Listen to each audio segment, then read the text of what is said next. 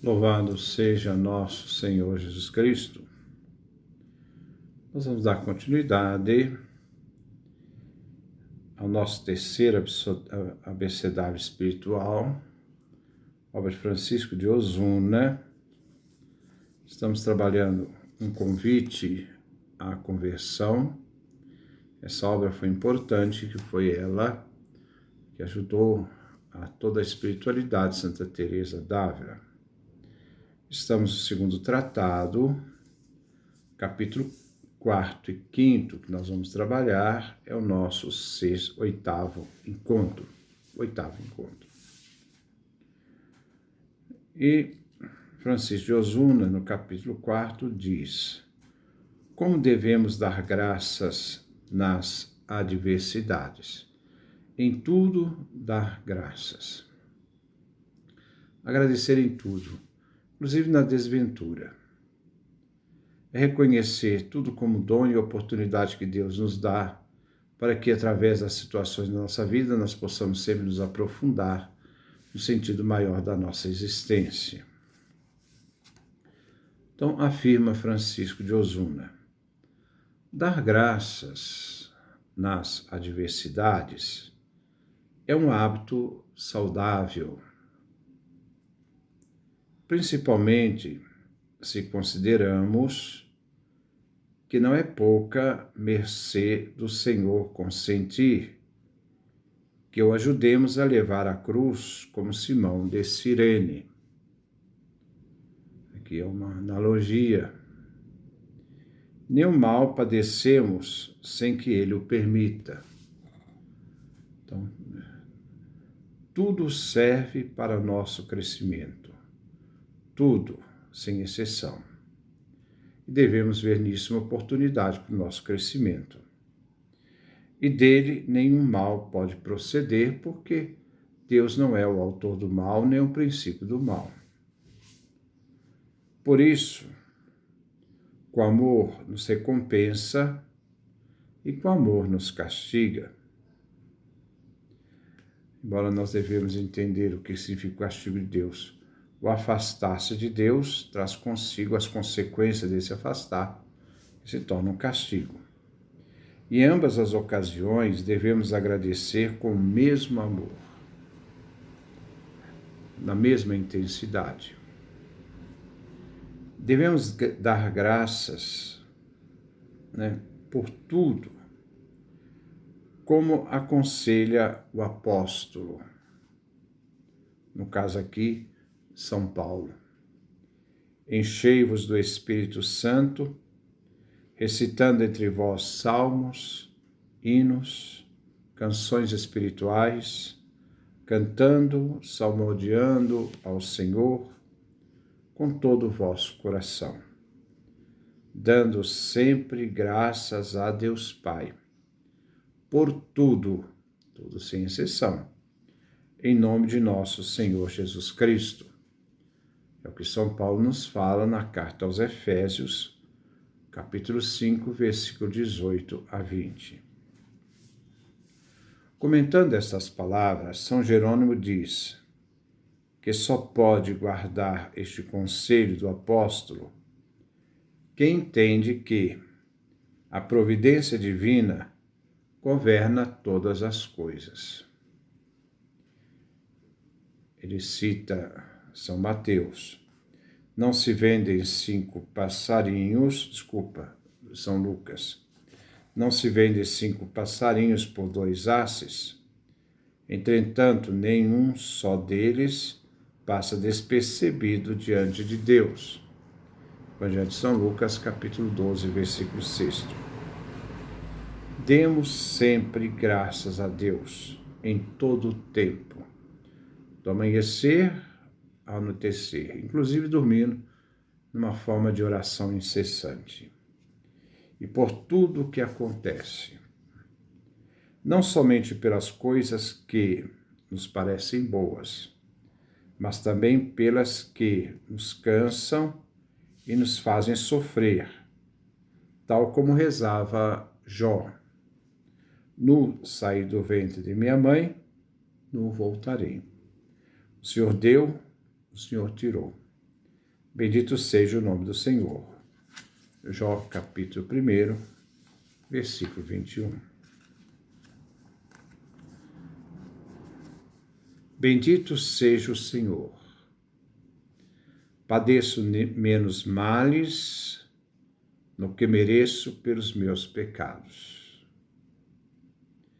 Este é ânimo em que o bom cristão,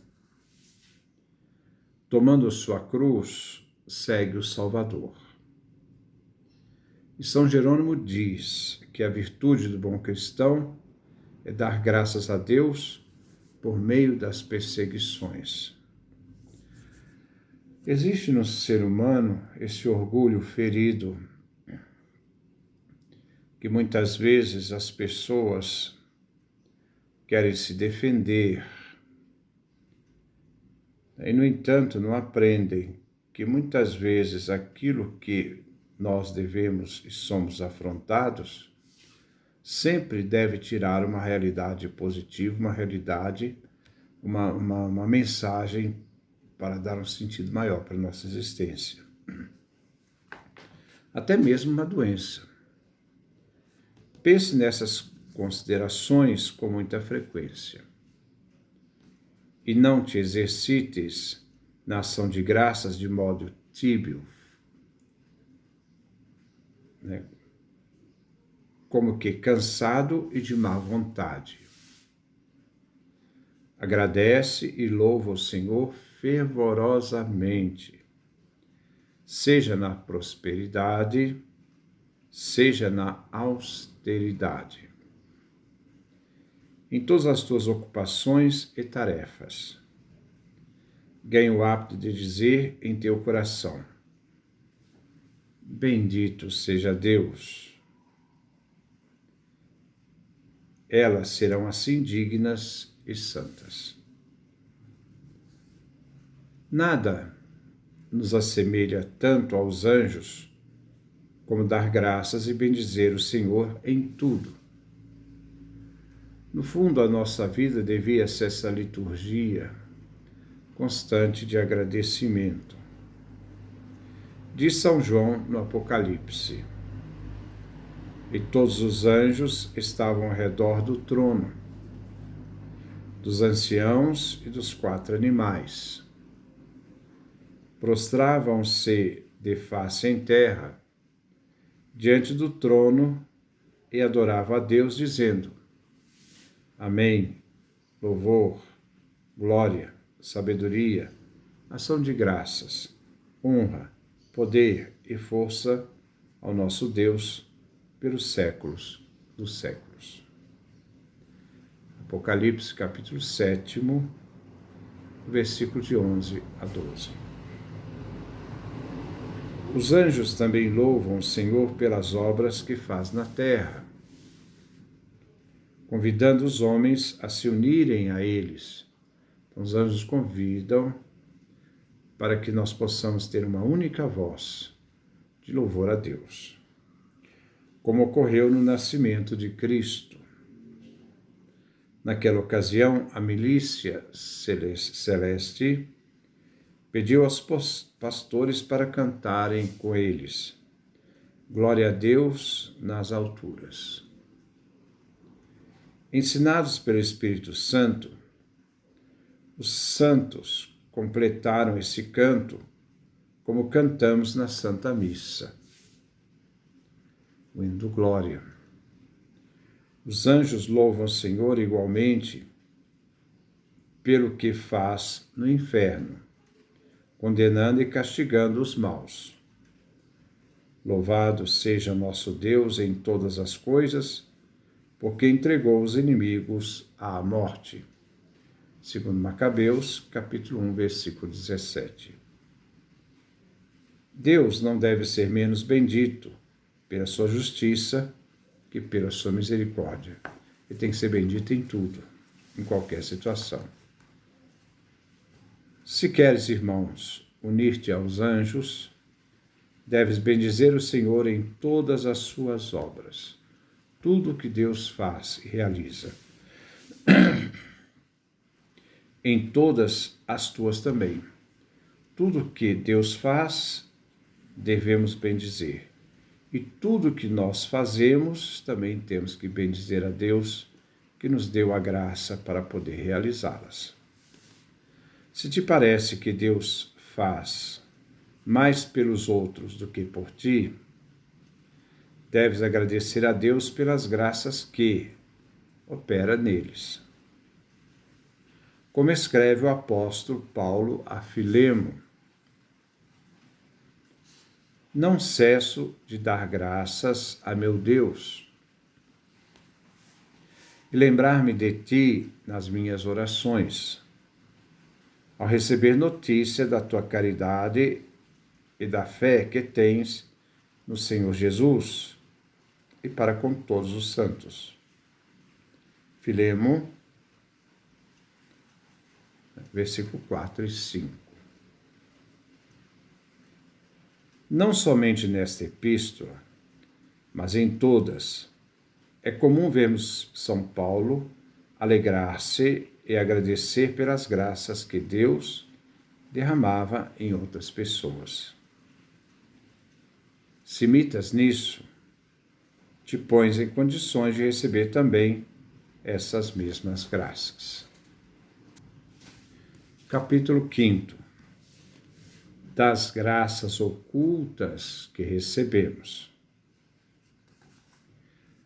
Francisco de Osuna nos diz: ninguém pode dar graças ao Senhor pelos benefícios que concede a outros, se primeiro não agradece pelos dons que recebe. Peço que consideres de quantos perigos e armadilhas do demônio te livrou o Senhor sem que soubesses.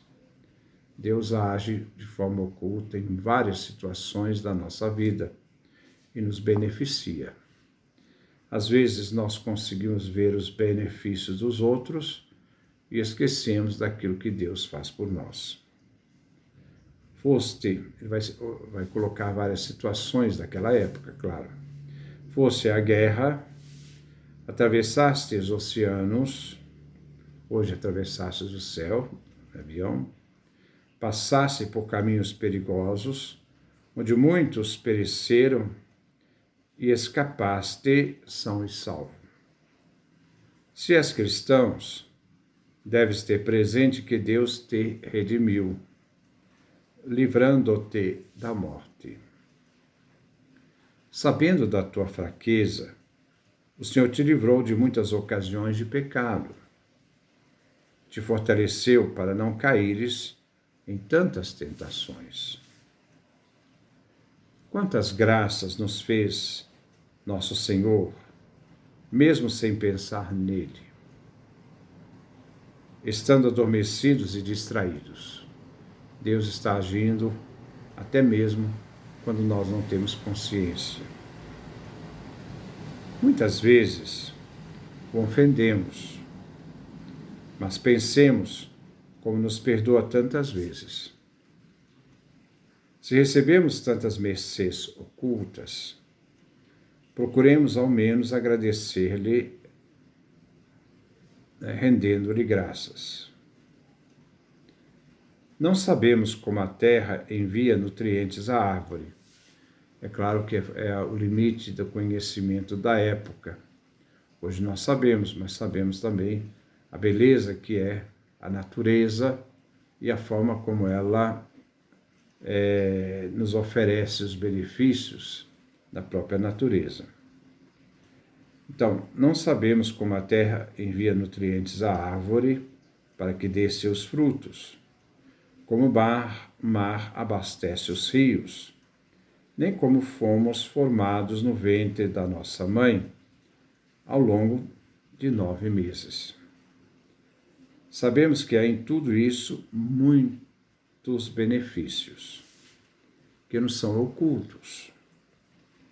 Se isso acontece na ordem natural da natureza, podemos ter certeza que a nossa alma que nossa vida, recebeu benefícios muito maiores, ocultos, sem os quais não poderíamos viver nem dar fruto.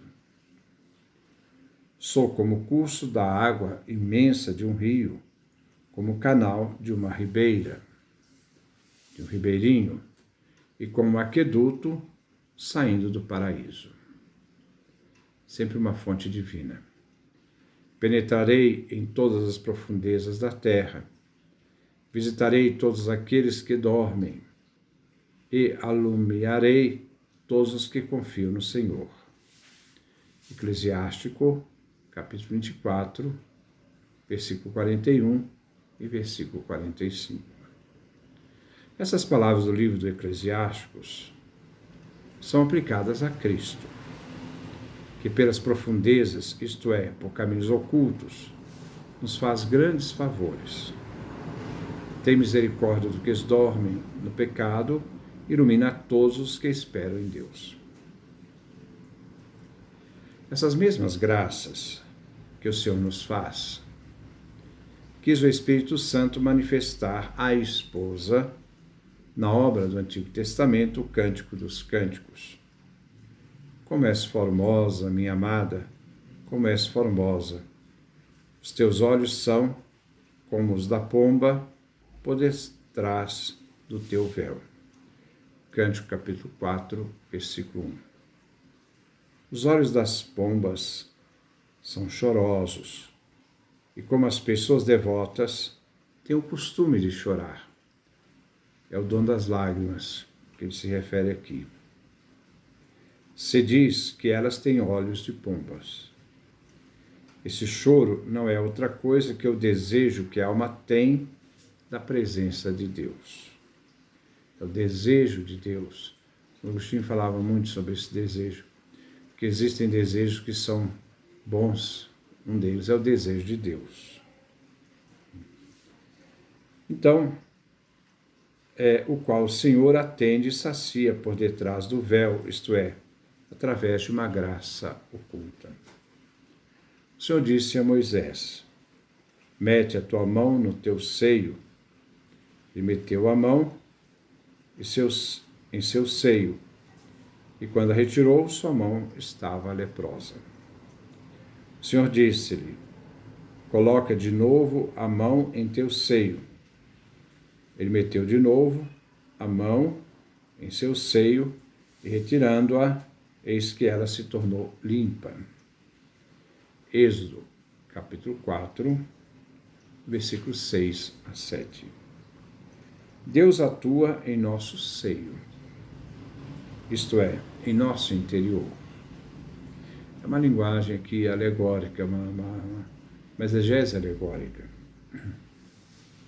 Deus atua em nosso seio, isto é, em nosso interior, com graças ocultas, purificando nossas obras cheias de lepras e 1000 defeitos, ajudando-nos a atuar bem para que possamos comparecer dignamente diante de Sua Majestade, isto é, diante de Deus. Esses favores ocultos podem se mostrar claramente na vida de São Francisco. Estando em oração no Monte Alverne, apareceu-lhe Cristo e lhe pediu uma esmola, dizendo: dai-me, Francisco, alguma coisa. O santo respondeu: que posso lhe dar, se nada possuo? Abandonei as coisas do mundo por amor a vós, disse São Francisco. Dei-vos meu corpo e minha alma. Não me possuo, sou todo teu. Quer dizer, o que Francisco pode dar a mais? Que queres de mim, Senhor? Disse São Francisco de Assis. O Senhor lhe disse: põe a mão no teu seio e veja se tens algo que podes me dar. O santo obedeceu e achou uma moeda de ouro. Deu-a ao Senhor, feliz de ter encontrado algo que pudesse dar-lhe. O Senhor estendeu a mão de novo, tomou a moeda e voltou a pedir uma outra esmola. O diálogo se repetiu, mas dessa vez Francisco encontrou uma moeda maior que a primeira. Ainda houve uma terceira vez, e o mesmo aconteceu. Foram 3 moedas de ouro que o Senhor pusera no seio de Francisco, sem que este soubesse como. É uma graça oculta. Eram símbolos das muitas graças ocultas que Deus lhe fizera. Se transformou em ouro. Isto ocorreu com todos os servos de Deus, que sempre receberam muitas graças. Fui prolixo, diz então Francisco de Osuna, e insisti neste ponto, porque poucos aludem esses favores de Deus. Devemos procurar meditar profundamente em tudo o que recebemos, mas estas graças ocultas, que não podemos conhecer, devemos tê-las presentes e agradecê-las. Acho que um exercício muito bom que a gente pode fazer é fazer voltar a nossa vida, rebobinar a nossa vida, e retomando a nossa vida e percebendo a mão de Deus, a presença divina em várias situações alegres, situações tristes. E aí nós vamos percebendo como Deus foi nos acompanhando naqueles momentos em que nós achávamos que nós não conseguiríamos vencer, naquele momento que nós achávamos que não tinha saída e que a gente foi perseverando até conseguir aí fazer uma leitura dessas graças ocultas de Deus que age na nossa vida. Então devemos procurar meditar profundamente em tudo o que recebemos, mas essas graças ocultas que não podemos conhecer, devemos tê-las presentes e agradecê-las. Estou repetindo a frase. Além de serem muitas, mostram também o grande amor e o cuidado que Deus nos tem. Vamos resgatar nossa vida, vamos resgatar nosso passado. Vamos ver, mesmo naqueles momentos difíceis, de enfermidade, Deus não nos abandonou. Sentir a presença da mão divina, presente nas graças que recebemos e até nas pessoas que estavam do nosso lado. Quem pede algo, padece, espera, e a incerteza do favor. Então, quem pede algo, padece a espera. Você pede, mas você padece esperando. Você tem certeza do favor recebido. Porém, com as graças ocultas, não se padece, pois o Senhor as dá, sem que as peçamos. É pura graça, pura graça. Por isso, muito devemos louvá-lo e agradecer. Louvar e agradecer a Deus. Depois nós vamos continuar nossa caminhada, neste capítulo 2, que fala justamente para nós essa atitude que nós devemos ter, da ação de graças, que deve estar sempre presente em todas as nossas obras, em tudo aquilo que a gente faz. Que Deus nos dê a sua graça, a sua bênção, sua face resplandeça sobre nós.